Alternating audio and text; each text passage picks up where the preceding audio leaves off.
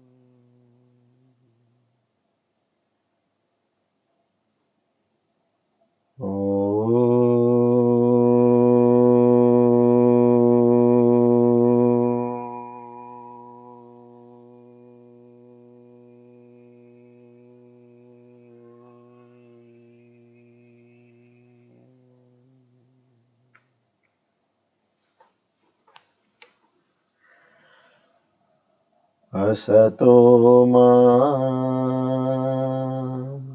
sadgamaya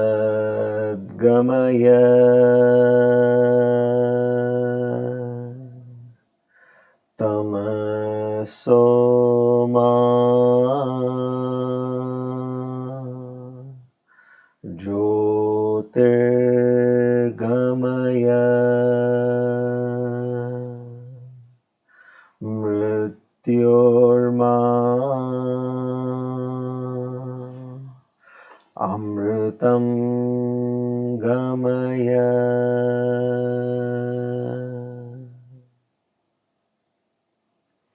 Sahana vavatu sahano bhunaktu sahaviryam karavavahai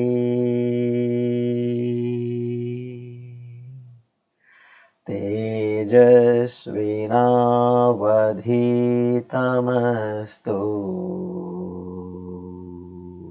ma vidvishavahai.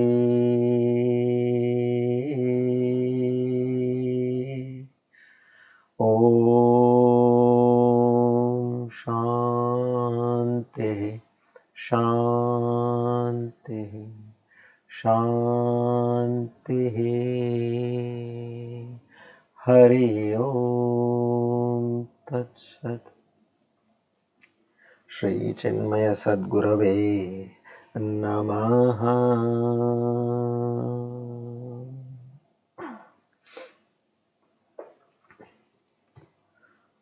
O Lord, the Almighty, the omnipotent, omniscient, benevolent Lord, who also has the divine names Pratitaha and Pranaha, to such a magnificent Lord, together with Shraddha, Bhakti, Prapatti, we offer our humble salutations. To seek His grace, His mercy, His blessings, His love, His compassion, His kindness, His forgiveness, His strength, His fortitude. O Lord, bless us with the divine qualities of Shraddha, Bhakti, Jnana, Vairagya, Mumukshutva, Prapatti, only and only to understand Thy true nature. We beseech in You that each one of us has the first-hand experience of Thy true self, aparokshanubhuti, in our own selves. Our humble salutations to the entire Guru Parampara. We also pray that at the end of our lives, we reach Thy holy abode. Om Tat Sat. By the grace of the Almighty and by the blessings of the Guru Parampara, today we are on our Divine Discourse number 326.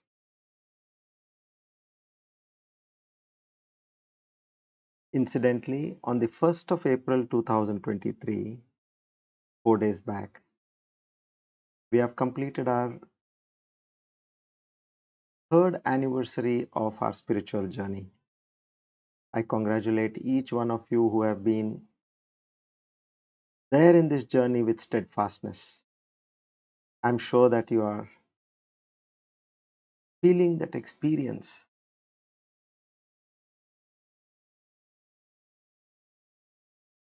that lightness in your life.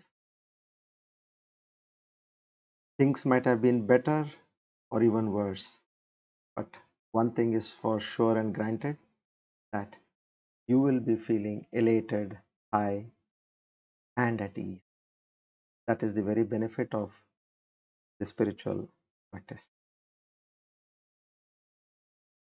So on the 4th of April 2023, Shobhakrit Nama Samvatsar, Uttarayan, Vasanta Rutu, Chaitra Mas, Shukla Paksh, Trayodashi, Purva Falguni Nakshatra, Vriddhi Yoge Taitula Karane.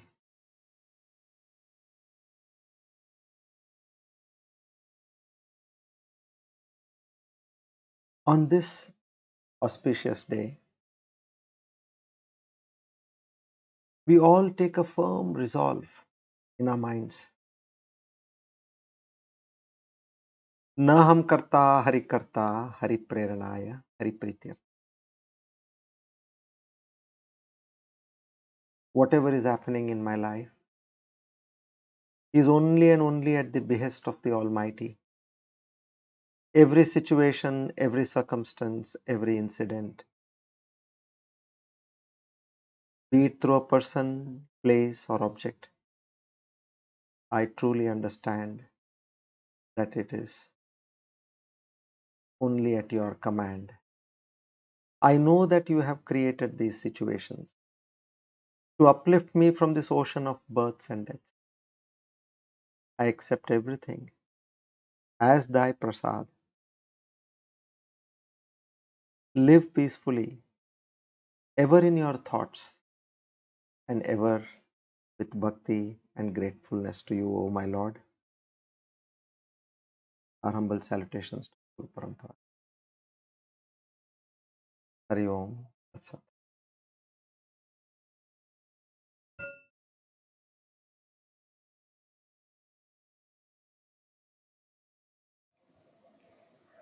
Good evening, everybody. A very warm welcome to all of you. So, now we are on drishya Viveka. This is the session 2. See, you must have seen, something which is not cognizable, where you cannot, which cannot be explained in words, which cannot be understood by a human mind. Such things, there are some great sages and yogis who have written texts to make it understandable in the most simplest manner.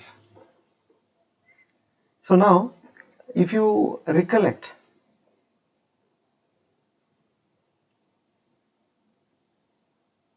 there are 4 stages, the step-by-step stages which we were moving last time, and we have covered 3 stages. So what is that we have covered up to? Let's go through what we understood last time. In fact, the more number of times you listen, read, you get more and more clarity. This is not that, okay, once I listened and I got it. No. Although it may appear simple, I'm telling you out of my own experience. When I heard it first, I said, it's very simple.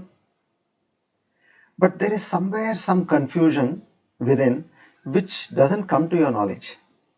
And that confusion which you thought you have understood, it comes to the forefront when you go a little ahead in your studies.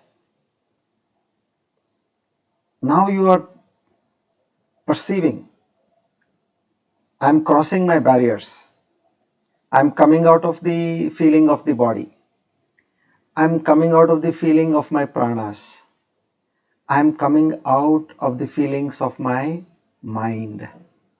And then I cross over my intellect. And then eventually I cross over my bliss sheath, Anandamaya Kosha, which is where it's deep sleep state. When I cross over all this, and then how do I go? Where do I go?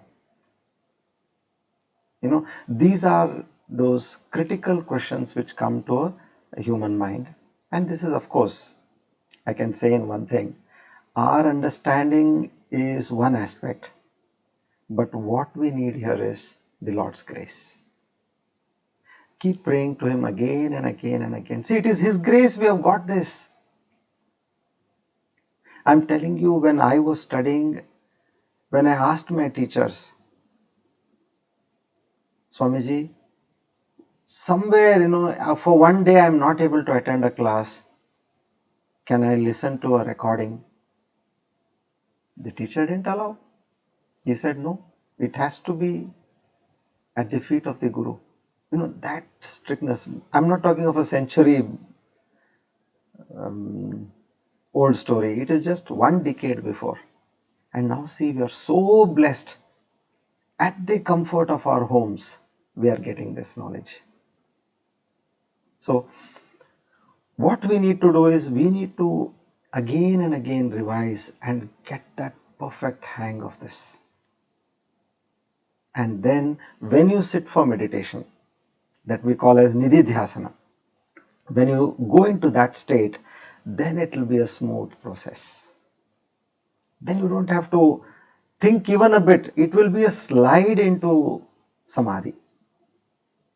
Okay, so I'll cover all the stages in brief, and if at all you have any questions, you please put forth those questions, because what is important is we need to understand every step correctly, and then only moving forward makes sense. Okay, now what is our journey? If we have to take a recap, something that we know, there is something which we know, and there is something which we do not know. So the categories from known to unknown is our journey, what we are taking as of now. What is that unknown? That divine power, that divine Lord, what we call as Paramatma. Now that Satchidananda Chaitanya Shakti is something which is not known to us. And even if it is known to us, probably at the end of this lecture you will understand that what I thought was something different and this is something different. Meaning you have not known it right, understood it well. So, journey from known to unknown, we start with the known. The first level, eyes are different from the object you see. Clear? Object is the eyes are the seer, and say any object, like as I have this remote, this is the object. Okay, this is seen. So both are different. So the seer and the seen are different. Okay, this is one thing. The seer is one and the seen are many. Sorry, the seer is one and the seen is different. Now, the second thing is where eyes are one, but it sees many things. It is not only that it sees a remote, it sees a book, it sees a mobile, it sees the laptop, it sees various things in the place where you are sitting. So the eye is one and it sees several things. Okay, the seer is one and the seen are many. Now the third thing. eyes are relatively the same, but the things around, they keep changing. Now you see, you saw morning, you saw an afternoon, then you see the night, you see somebody coming, you see somebody going. So the pair of eyes, they remain the same, but what happens is the situation around, it keeps changing.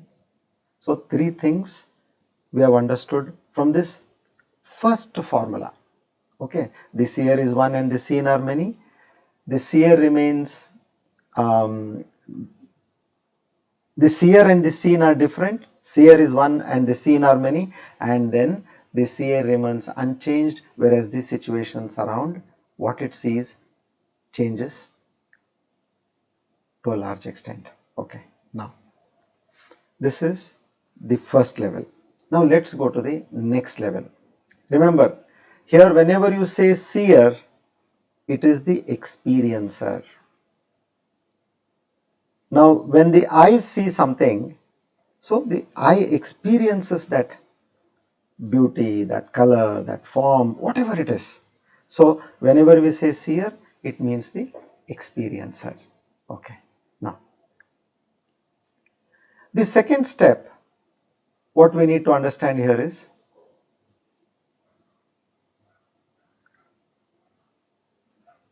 at one point the eyes become the seen and the mind behind the eyes, it becomes the seer. How do we understand this?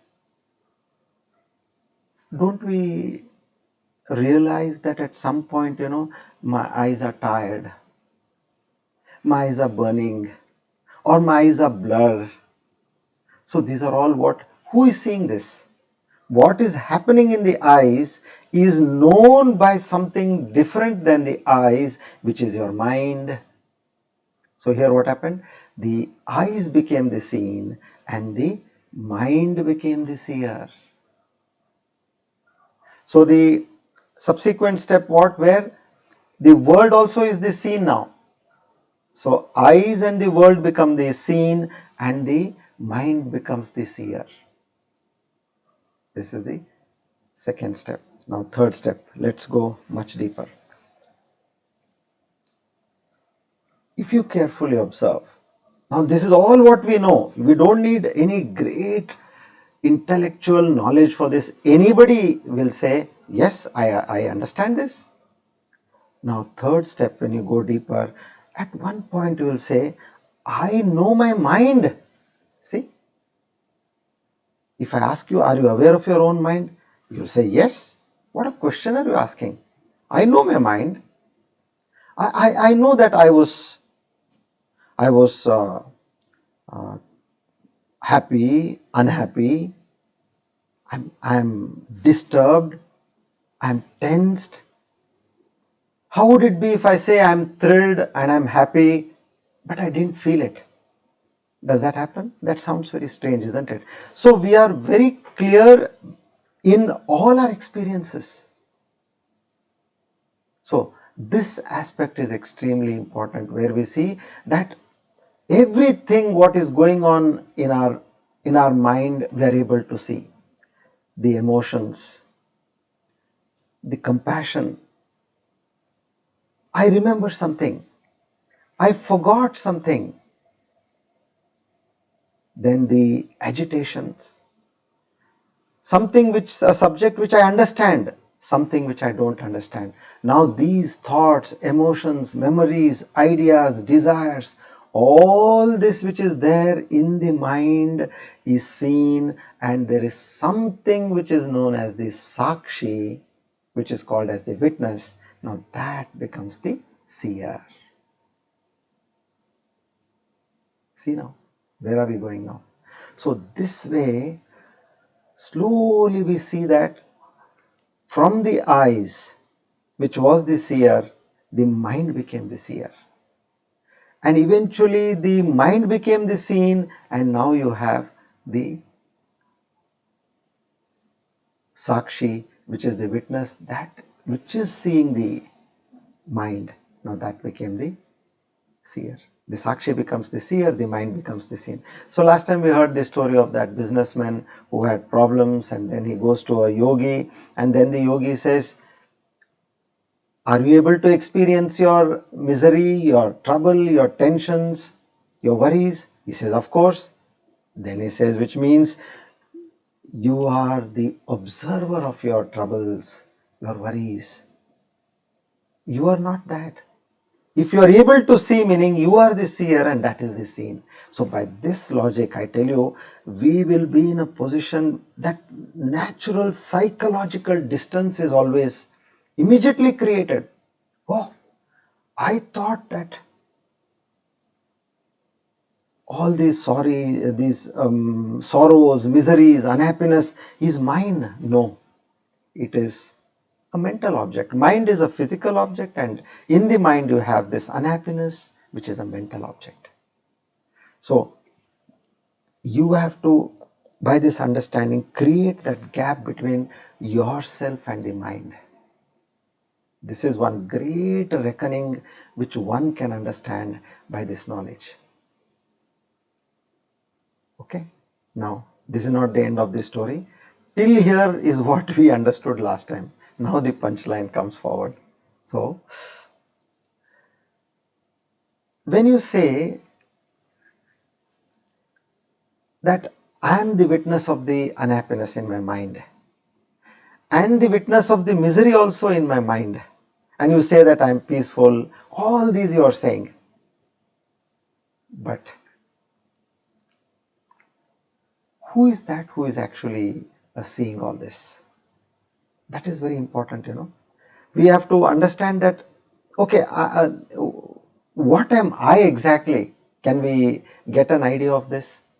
That is where we come to a stalemate. Because the mind oscillates between peace and restlessness, between desire and calmness, between unhappiness and pleasure. But what happens is, that which is the seer, it is untouched by all this. Once you distance yourself, now you are in your home. It is sunlight, it is morning pleasant weather, it's night darkness. Now all that, you're just a pure witness, you're seer, but all that does not affect you because you're different from that.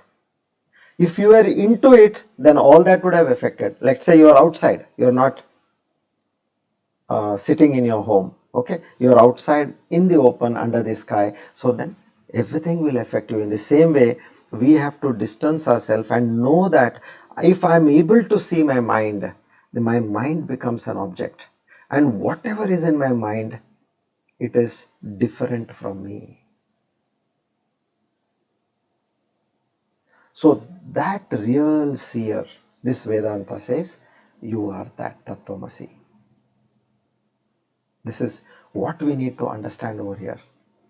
So that consciousness, that unchanging light, that awareness is what is witnessing all these activities of the mind. Remember this. Now there is a catch over here. So far we have understood eyes, mind, and mind is watched by a witness. Now that is consciousness we are saying, but here the point is, the fourth stage will come where, when you come to this consciousness, this witness consciousness, and what finally the author says is, if you want to know that witness consciousness, he makes a statement, drigeva natu drushyate. Unfortunately, the witness cannot be seen. Can I see this witness? Can I experience this witness? It cannot be experienced because it is not an object. See, one of the most difficult steps in my study was this aspect. And now how do I reconcile with this subject, this particular aspect? Some things have to be taken by face value. How much ever you try to do reasoning, it doesn't work over here. Just like I cannot see my eyes, I can see a photograph of my eyes. I can see my eyes in a mirror, but my eyes cannot see my eyes. This is a fact. So let's say now my fingertip, okay. Now with this fingertip, I can touch my hand, I can touch my cheek, but can the fingertip touch its own fingertip? It can touch another fingertip, but not that. So this is that crux which is there in Vedanta, where you are understanding the true self. So be very clear that here the subject, which is the seer, cannot become an object. Because the moment it becomes the seen, then it becomes an object. And drighevanatu drushyate, it can never at any point it can become an object. It is always the seer, the witness. Now,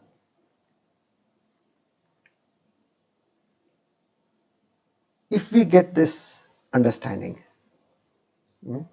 after having understood this particular point, now we'll slowly, what we have to do is, we have to get to a feeling that this consciousness, what is there, now these are certain hardcore facts and rules which are there as the truth. The consciousness does not change. It does not increase or decrease. It says you are ever the same. But where we are stuck in the mind. Now what is the very purpose of our understanding of this whole subject is, we are not the mind. We have to move on to the next step, which is that awareness in us. So that consciousness is not many, it is one and the same.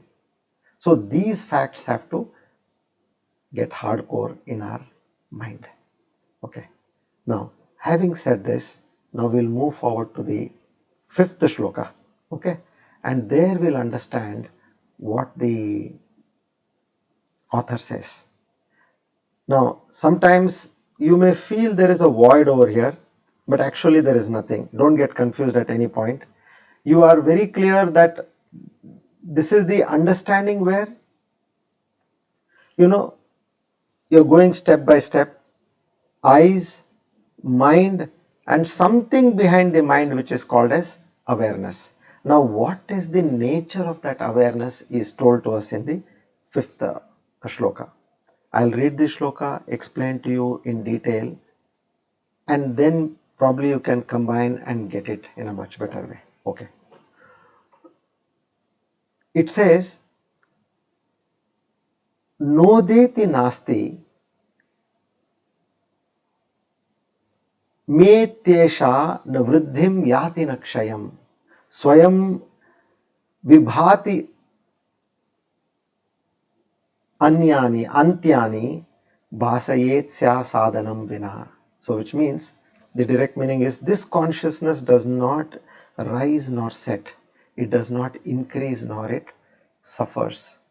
Being self-illuminous, it illumines everything else without any support or aid.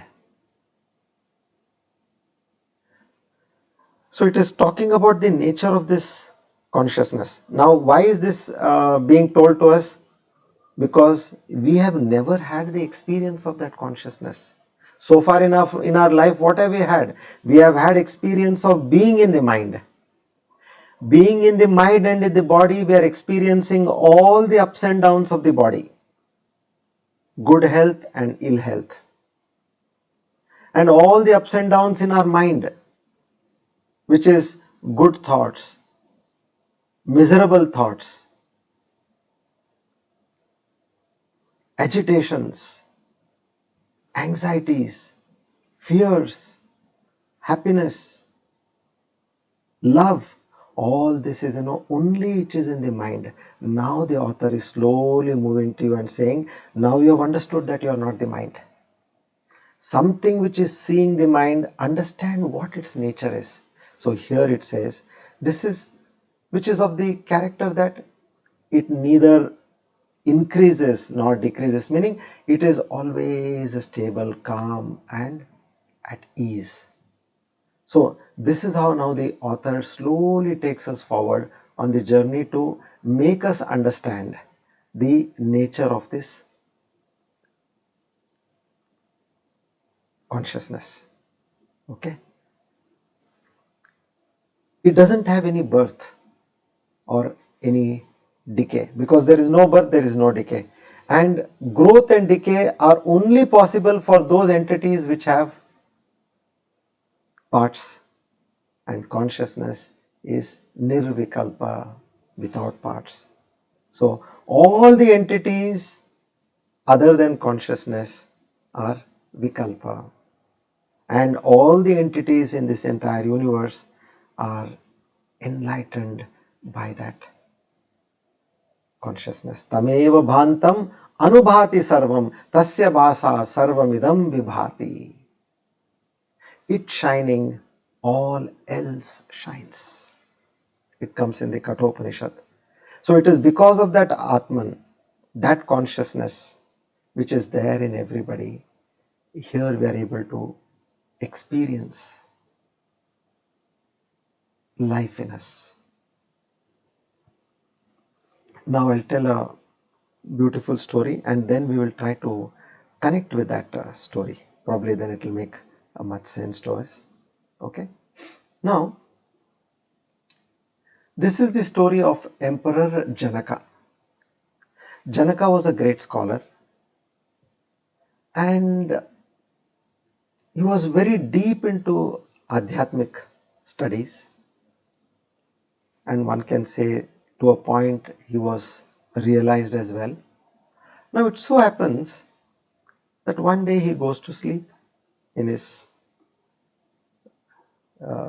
chambers in a palace which is highly guarded, and he's now sleeping on his silk bed with the feather cushions and pillows.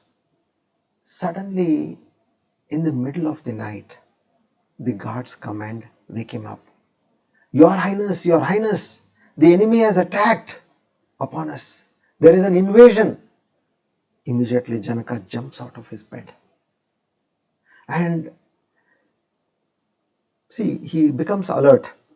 He calls he tells the guards, go and call all the army, the generals, the commanders. And then he says, immediately give me my bows, my arrows, my sword, my armor. I want to get ready for the fight. And in the dead of the night, he gets ready and the entire commanders, army generals, soldiers, everybody is all set, and now they go and attack the enemy. A fierce battle took place and poor Janaka was defeated. As soon as he is defeated, he is captured by the enemy soldiers and he is chained, legs and hands are chained, and he is dragged before the enemy.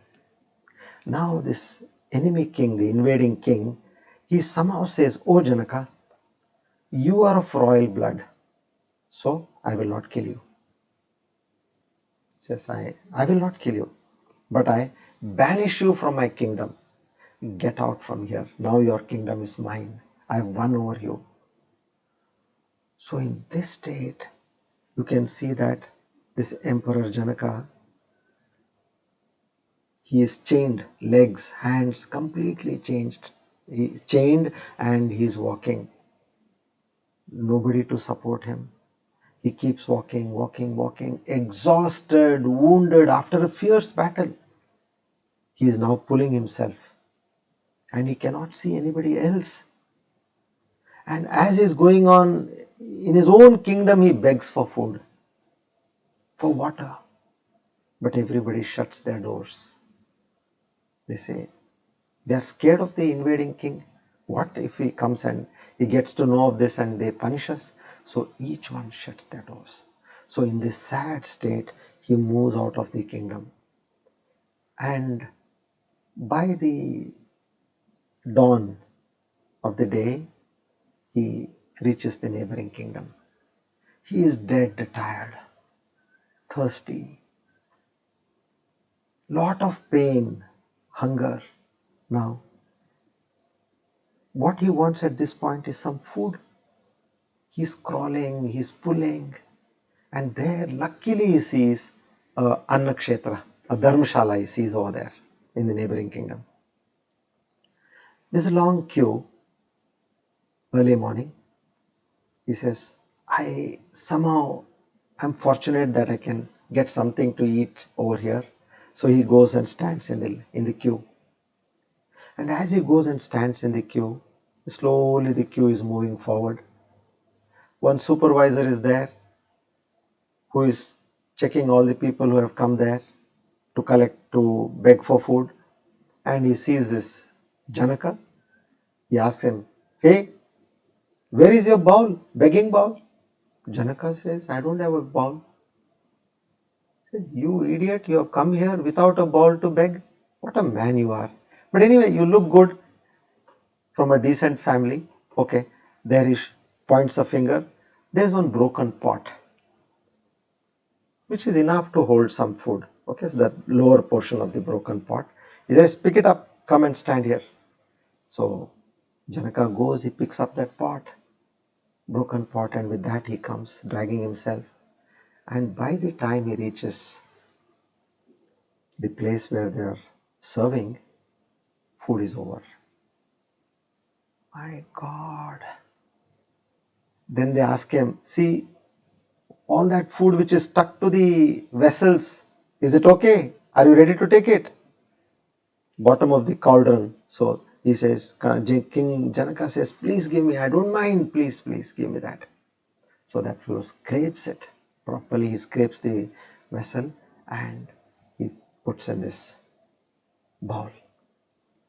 Now, it's like life to Janaka. He brings that and is about to drink it. A kite from above comes and snatches the bowl. In the course of snatching the bowl, he did not get it. The bowl falls down. Now at that point, King Janaka, he says, "Aha, aha." This was told in Hindi. So aha, because in English aha means it's just the opposite of what we hear in Hindi. He is crying and tormenting. As we say, ayyo. Now, by the way, ayyo has come in the Oxford Dictionary. So I can use that word ayyo. Ayyo, ayyo, he is saying, "I have lost. What is this?" And while he is saying that, he gets up from his bed. Now, all this was a dream. Imagine, it was a dream. His heart is pounding, he is sweating, he is looking around in the dark royal chambers, he is shouting, "Aha, aha." When he said that, the guards immediately come running inside. And they ask the king, "Oh Majesty, what happened?" At that point, if any of us would have been in that situation, we would have just told the guards, no, don't worry, it was a dream. Thank you for coming, go away." We would have said that. But King Janaka was a philosopher, a great sadhak. He gets into some deep thoughts. He starts saying, "Ye sach ya wo sach." I'm sitting on my silk bed in my royal chambers, guarded, protected. Ye sach ya wo sach. So just now where I'm still perspiring. He's thinking, "Ye sach ya wo sach." Now the guard is asking, "O king, ye sach ya wo sach." The guard doesn't understand. He says, "What is this? Ye sach ya wo sach." He gets confused, so immediately he goes to the queen's chambers. He wakes up the queen somewhere in the middle of the night, 3 o'clock or something. They are in deep sleep. Now the queen gets up. Grumbling she comes. He said, what is this old man? He doesn't even allow us to sleep. He comes there and she comes and she sees the king. Ye sach ya wo sach. He's asking the same question to the queen. Now the queen is pretty confused. And not only confused, she is worried also. She says, this is something which I should not handle. Let me call the doctor. Being a emperor, they have an in-house doctor. Doctor is immediately summoned. The doctor comes, he sees the pulse and heartbeat and various parameters, and he asks the king, what is happening, O king? Tell me what is happening to you. The king is saying, ye sach, ya wo sach. Now, in some time, it's sunrise. This news of what has happened to King Janaka, it traveled so fast, despite there was no Twitter, no WhatsApp, no Facebook, no LinkedIn. Everybody in the kingdom got to know about this. Like grapevine talk, the king has lost his senses. And everybody is now talking to each other. Arey, suddenly what has happened to our king? He's a well-known and respectable king, lovable king. Everybody is worried and they're talking to each other, passing on this information. This great sage, Maharshi Ashtavakra Muni, now he wanted to pay a visit to the king and he is entering the kingdom now. He is seeing the situation around is not that great. Everybody is talking of something. He listens to what they are talking. And then he understood. He is, of course, Siddha Purusha, what we can say. So he walks up to the king and the king is sitting on his throne. Now, surrounded by his queen, his ministers, his generals, courtiers, commanders, everybody is that, that pomp, show, that majesty. He goes to him and he observes for a while.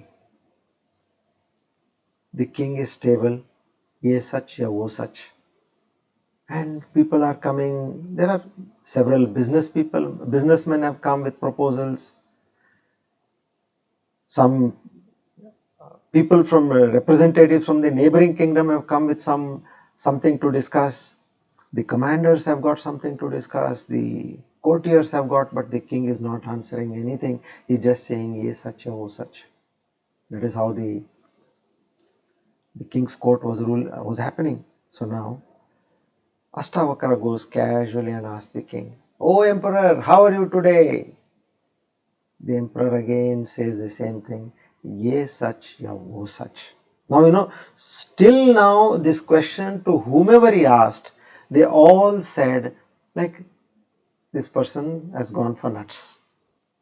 But now he's asking a Siddha Purusha, scholar. So immediately when the same question was asked to Ashtavakra Muni, ye sach, ya wo sach, then there comes a dialogue. Now this is what is very important for us. You should get the grasp of this. So what the emperor is referring to, he says, that defeat, that humiliation, that terrible loss, and the pain, the hunger, the torture, the exhaustion, and you were rolling on the ground and crying, "O king," he asks, Ashtavakra asks the king, "is all of that here right now?"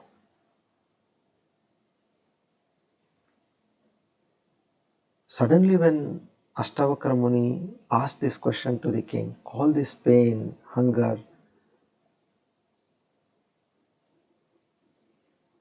this exhaustion, when he says, "Is all that there right now?" Immediately Janaka, as though he is coming out of a stupor, he says, no, it's not here. Then he asks him, okay, and all of this, what you are seeing right now, your might, your generals, your commanders, your queen, your army, your glory, your courtiers, all this, was it there at that time when you were suffering, defeated on the battlefield? Emperor says, no, none of this was there at that time. See, this is a very striking point. So, Emperor, neither this is true nor that is true. Meaning, you sitting in this royal palace, this was not there when you were defeated in the battlefield. Neither this is true nor that defeat, which you know very well, that defeat it was a dream. He says, even that is not true. So the emperor is startled. He says, nothing is true. The emperor says, no, everything is void, everything is empty, everything is an appearance, it is false. You have knowledge we all have knowledge up to knowing that what happens in a dream is false. We ignore it.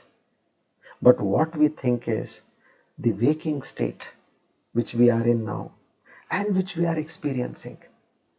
We all understand this to be true. So it says, neither what happened to you in the dream is true, nor what you are seeing in the waking state is also true. You saw that and you saw this. You are seeing both. Emperor, neither this is true nor that is true, but you are the truth. Now he comes to that striking point. What is the meaning of this? You saw that, you saw this, both are not true, but you are the truth. Meaning, who is the seer here? That is exactly what we are talking about. The witness, the Sakshi. As in Vedanta, what they say, Brahma Satyam Jagat Mithya Jiva Brahma Naparaha. So Brahman alone, that Lord alone, that Paramatma alone is the reality, and the world is an appearance, and you are that individual sentient being, the one who considers himself or herself to be in this samsara, in trouble and in sorrow, or in happiness, whatever it is. You are that absolute reality and not this jiva. This is what is the great teaching which now they are giving. I tell you, we have to decode this further. Again and again we have to decode. And as we are at it, we will be able to achieve it. The decoding will happen. What are these three states in our daily life? Waking, dreaming, and deep sleep. All these three states are nothing but an experience in that consciousness. When you were in deep sleep, you have no idea of your dream state nor of your waking state. Do you agree with this? And when you are in the dream state, you have no idea of what was happening in the waking state nor what happened in the deep sleep state. So these are nothing but appearances in that consciousness. You're getting this point? So we have to just raise ourselves from one level, from that knowing that as clear as we are, knowing very well and with conviction when we just turn down a dream. That's a dream, forget it. In the same way, we have to come to a state where we are able to say that even this waking state is no less than a dream. Now for that we need to do a lot of chitta shuddhi, meaning cleansing of our mind, and which we are already doing. Where this swadhyaya, the continuous study of the scriptures, where we are also doing the Nama Japa. When we are constantly doing this, at one point the mind will rise to the next pedestal.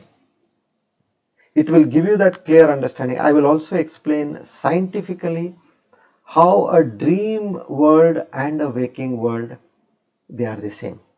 That we will, when the time comes, I will explain to you all about that. So in this way, now where Lord Janaka, he comes to a point and where Ashtavakra Muni tells Janaka that you are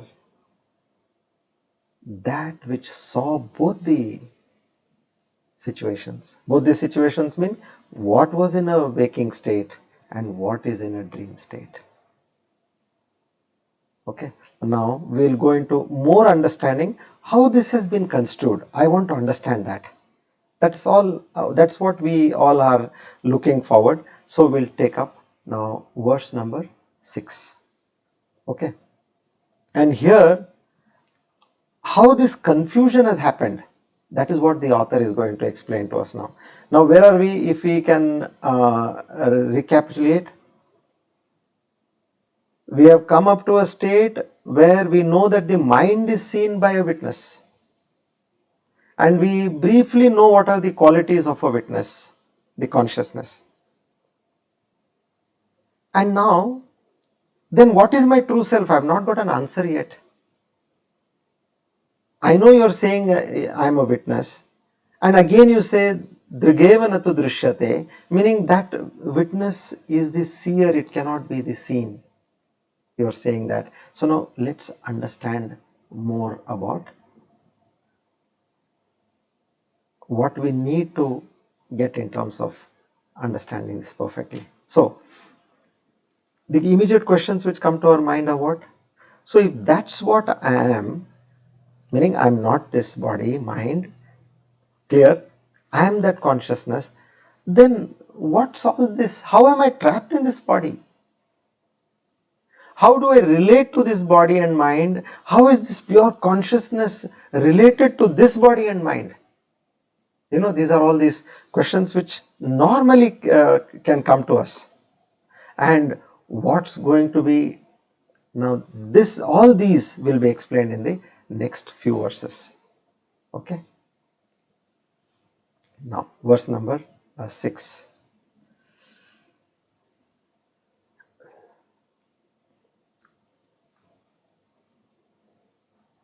Nodeti naste metyesha na vruddhim yati naksham. Sorry, this is the qualities of the consciousness. Now after that, the 6th verse says Chichaya yo veshata buddho bhanam dhitu dvidastitha eko ahankriti anyasyat antahkarana rupini. These may sound a little difficult, but they are very easy to understand. Now what it says is, buddhi appears to possess luminosity, meaning it gets that consciousness. How? On account of the reflection of consciousness. See, now he is again, slowly he is giving us some insight. He says, our mind, it is getting that consciousness is reflecting on this, and it is getting that reflection. So as soon as this mind gets the reflection of that consciousness, there are two things, ahankritihi and antakaranaha. There are two things. So one is that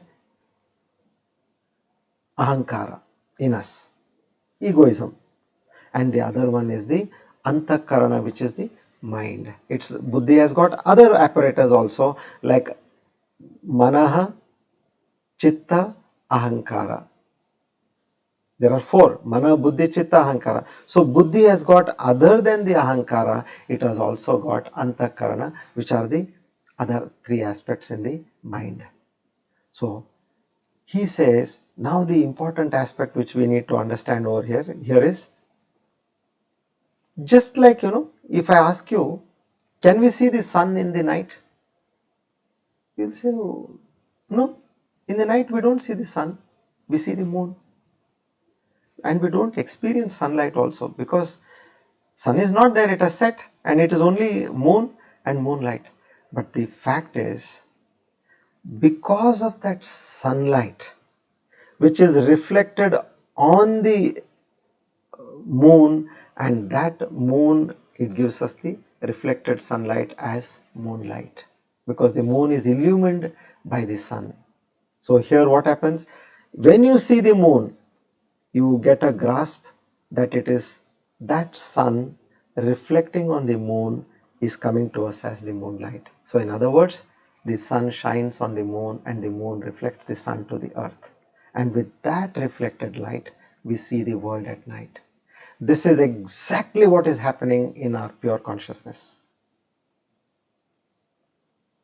So we all think, that pure consciousness is in me. No.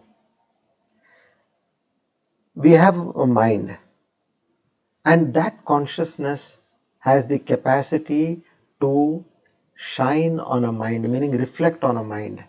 So no sooner it reflects on the mind than we become aware of everything. Just like the sun at night, it's not visible, but its effects are visible, because that consciousness, that pure consciousness, that Atman, in the same way it lights up our mind, just as the moon is lit up in the night. So this lit up consciousness, which we generally use various words, like we use the word Atman, we use pure consciousness, witness, Sakshi, self, Brahman, ultimate reality, these all mean the same thing, don't get confused. At different points of time, different names are used, that's all. Now exactly like that, the mind has the capacity, being very fine mind, it reflects that consciousness. And that reflected consciousness, immediately the sense organs get activated. So that hearing, smelling, seeing, tasting, touching, all that conscious experiences what we are having in our daily life is all coming by that reflected consciousness.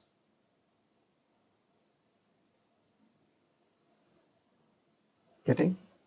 So we as a body, which is jada, without that life principle, this will immediately be buried or burnt.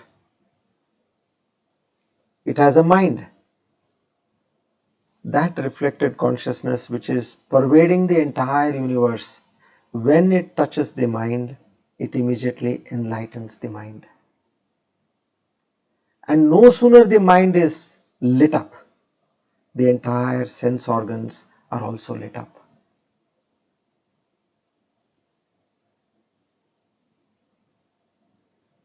As I told you, these have to be taken as bare facts. Now let's discuss of one simple fact. You are seeing an object, okay? Let's say you're seeing a water bottle in front of you. Now what happens when you see the water bottle? The light reflected on that water bottle enters your retina, your eyes, correct? Now, as the light enters your eyes, the retina, from there electrical impulses through the optic nerves, where the neurons are fired, and all that travels to the brain. The bottle did not enter your eye. Very clear? The light reflected on the bottle entered your eye, and the electrical impulses of that vision, now it is transported to the mind, your brain. Now if you see carefully, at one point the light is not there. As it touches the brain, the light is not there and the electrical impulses are not there. There is something known as a vritti. Vritti is a thought in the mind. And now, how did this whole thing get converted? Just think about it, because we have never thought about this. We are not to be blamed. Now think about this. How did this miracle happen? I am seeing something green, I am seeing something red, I am seeing something with it's a car, it's a building, it's a dog. All these different things I am seeing, all those are not entering my eyes. The light reflected on this entered my eyes, and from there, with these neurons firing, the electrical impulses touch my brain, and in this brain there is something which gives you that first hand experience of that object what you are seeing. Now this experience, today it is known as the hard problem of consciousness. Nobody by science, this is by the famous astrophysicist David Chalmers, he has coined this word, hard problem of consciousness. We are not able to understand what is this. This has become a puzzle to all the scientists, the philosophers, the linguists, the psychologists, the neuroscientists. Everybody is confused. How is this happening in us? In us there is an experience, and that experience is happening because of that consciousness. I'll give an example. Now we all know about the Google car. We have understood about the Google car. Now what happens, what is the difference between a Google car and a human driver? The human driver is using his senses, is using his mind. Senses means sense perceptions, then human mind and organs of action, which are the legs, the hands. Okay, now he is driving a car. Now simultaneously you see a Google car driving. Now what is that Google car doing? It has computers, it has sensors, it has cameras, it has got motors, data processing systems which calculates the distance, the speed, algorithms. Now the difference between a Google car which is driving the vehicle and a human driver is that the human driver has got experience, the Google car doesn't get any experience. The human driver has consciousness and the Google car does not have consciousness. Otherwise there is no difference. In fact, probably the Google car may be much better in terms of performance at one point, because human mind and body is subject to tiredness. And you ask the Google car experts, they say, we don't know, we have not put any consciousness in this. They have only designed it with their software and hardware. Take the example of a robot. It has got no feelings, no emotions, no anger, no jealousy, anxiety. We as human beings, now when these shlokas are explained, you will get to know how all these have been filled in us. How the Lord has created this. Where are we coming from? This is what we need to get a first-hand experience over here.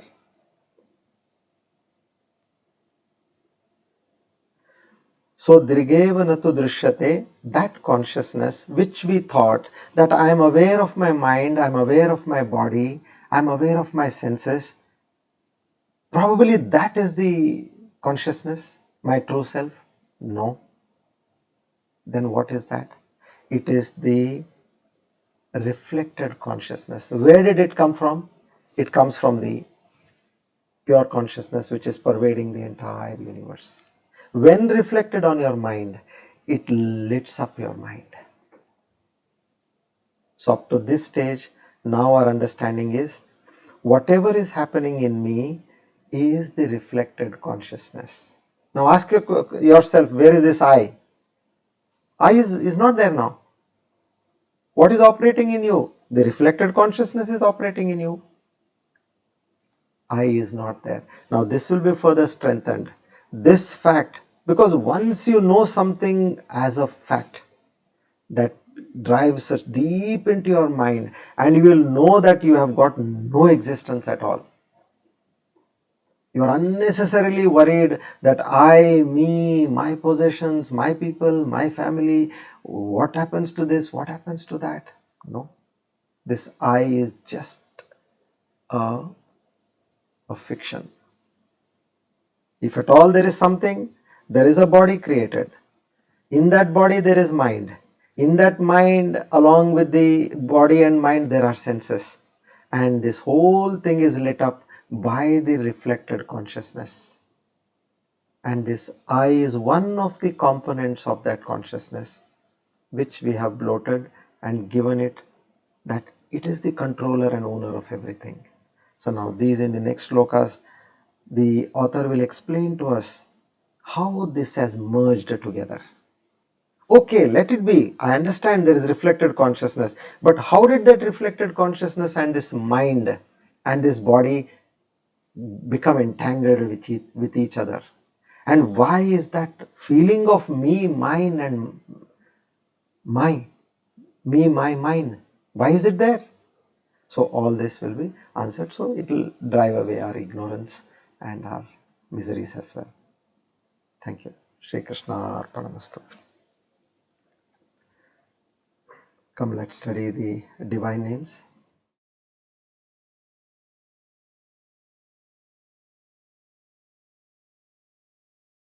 Okay, I see a question. I, the seer of the mind, I, objects which are the seen. This I, which is a witness, Sakshi, is the reflected consciousness or pure consciousness. Now, this is the reflected consciousness, Sridhar. Very clear. Now, what is seeing in the mind and in the body is nothing but reflected consciousness. Now, let's go one step ahead. Can there be reflected consciousness without the pure consciousness? No. Pure consciousness reflecting on the mind is what we are experiencing. As there cannot be a reflected consciousness without the pure consciousness, but there can always be pure consciousness without the reflected consciousness.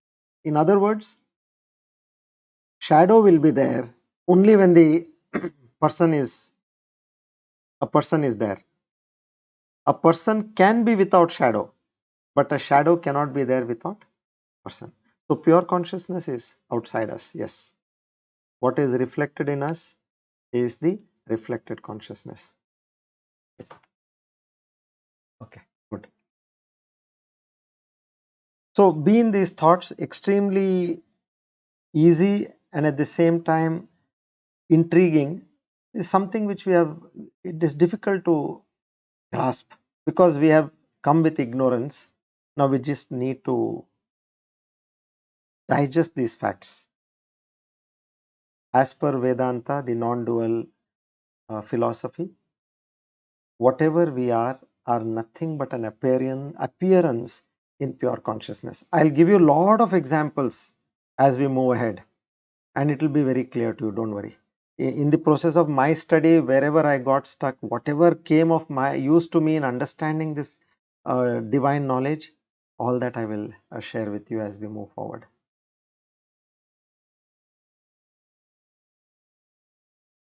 Now let's 35th verse, Sri Vishnu Sahasranama.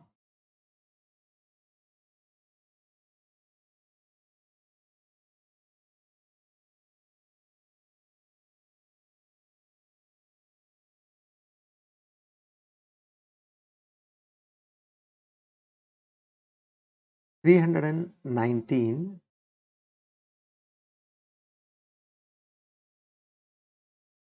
and 320.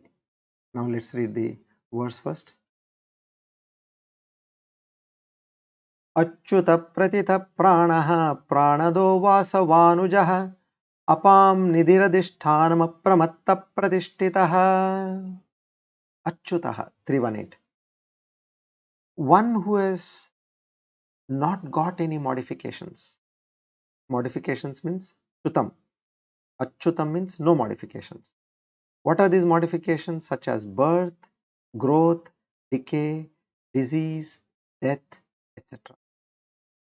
The eternal and immutable cannot have any change, and the self, being the eternal, it cannot have any of the changes that are natural to all mortal and finite beings. Upanishad themselves thunder this truth, saying eternal, auspicious, and changeless, which means Shashwatam, Shivam, Achyutam. This is what exactly we just now studied in the fifth shloka, describing the consciousness. Now,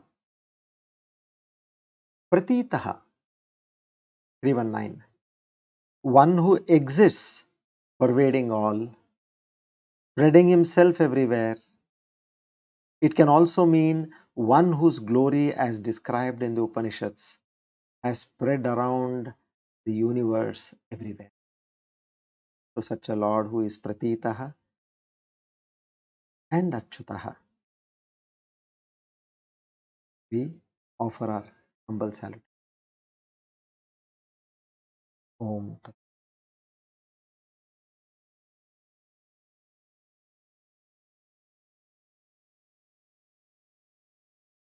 Let's chant the Dhanvantari mantra thrice.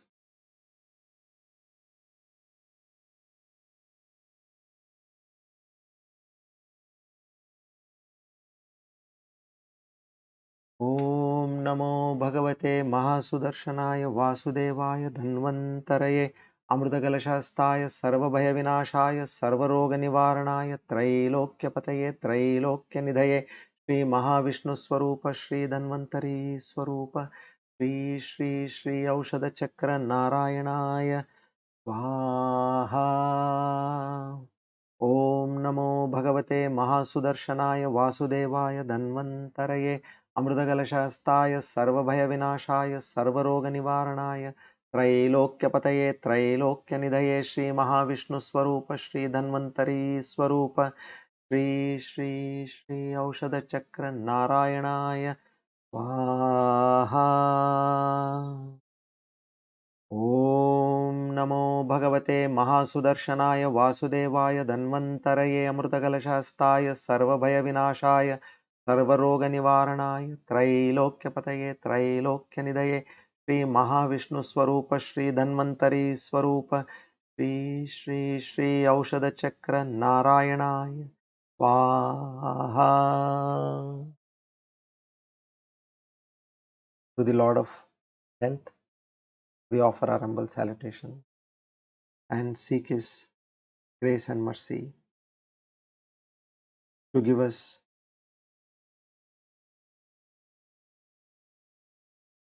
health till we are able to get this divine knowledge and achieve our goal in life. Om.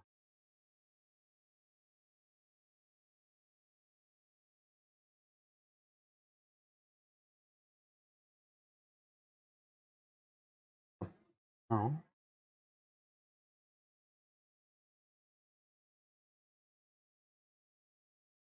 we do our meditation. I would request all of you to please be comfortably seated.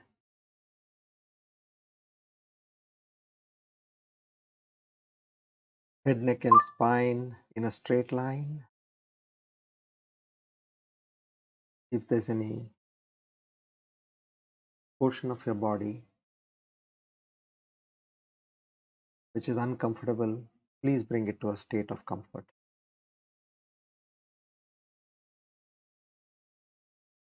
Let's take a few deep breaths,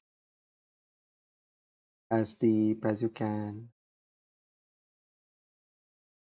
3 times. Inhale and exhale.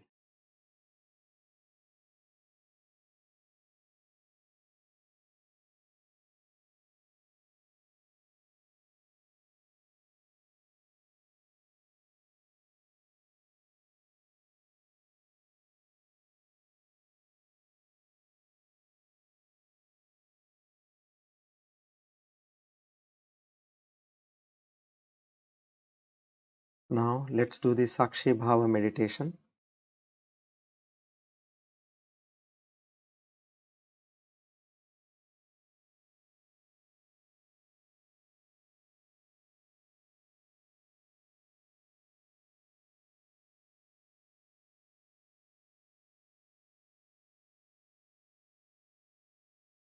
Antarika Drishana with Savikalpa Samadhi.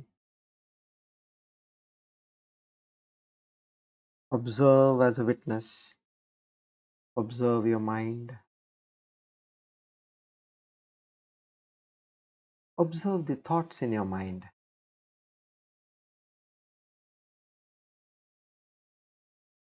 Without being judgmental.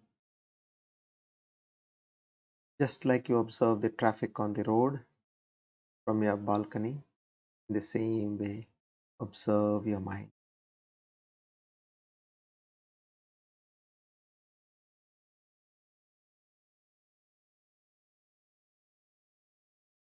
When you stop being judgmental, the thoughts move on.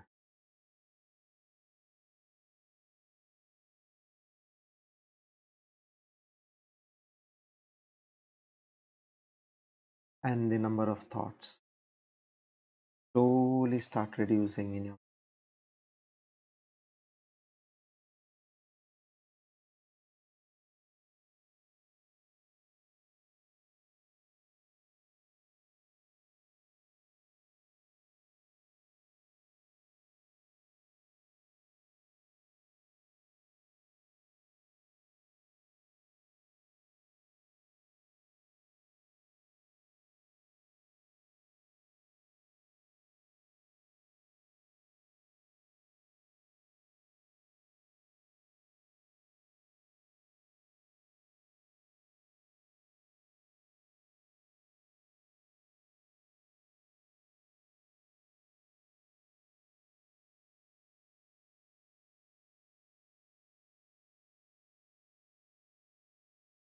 Experience the calmness and serenity in your mind.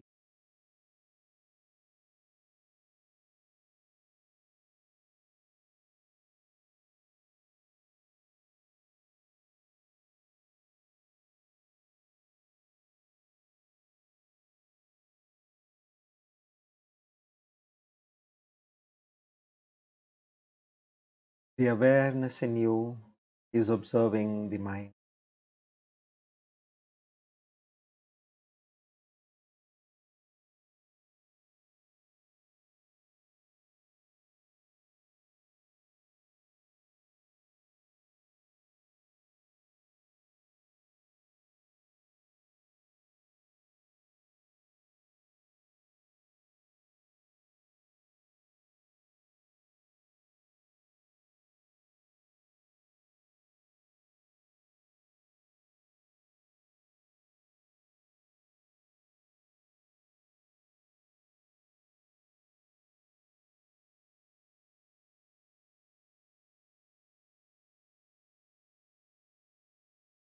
The number of thoughts in your mind are slowly decreasing.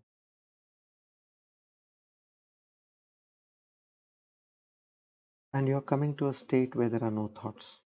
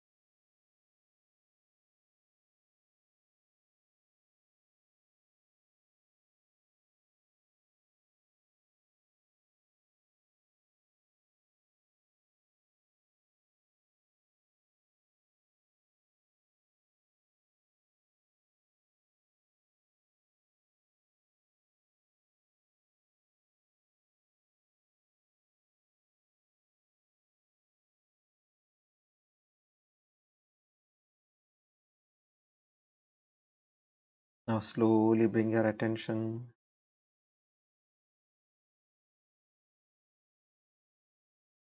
to your breath.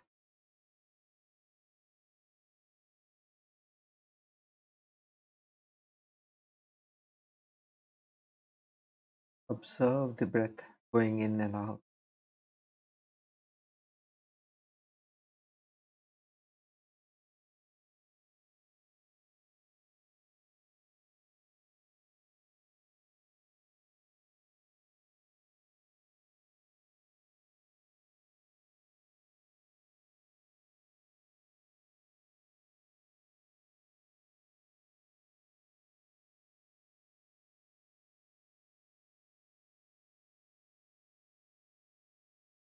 After being the witness to your mind, you're now a witness to the prana.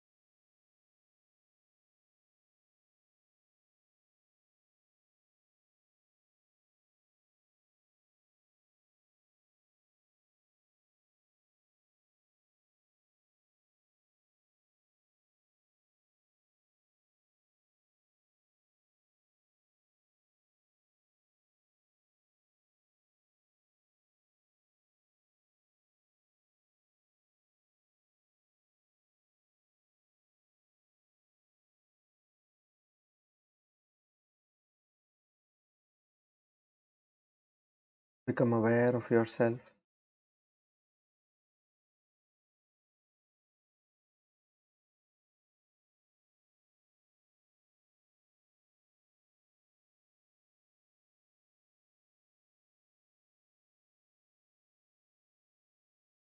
Become aware of where you're seated.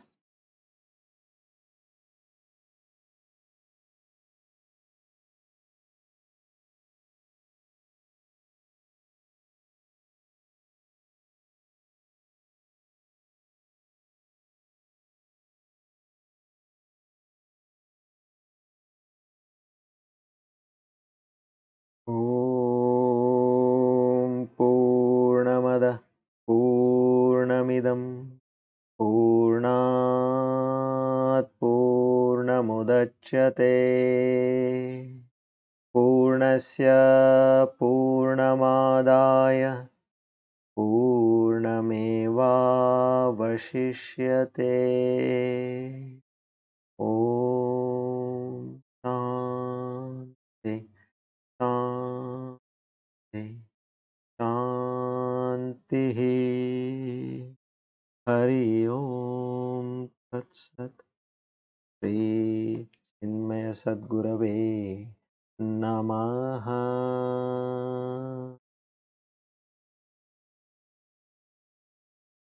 Rub your palm, place them on your eyes. Slowly and gently open your eyes.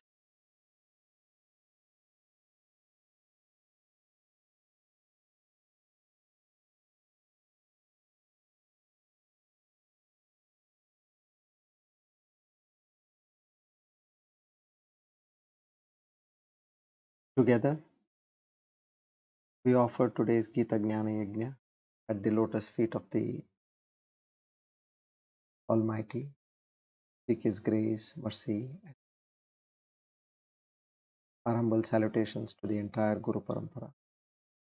Naham Karta, Hari Karta, Hari Prenaya, Hari Priti. Shri Krishna Arpanam. Idam Namam. Om Tat Sat.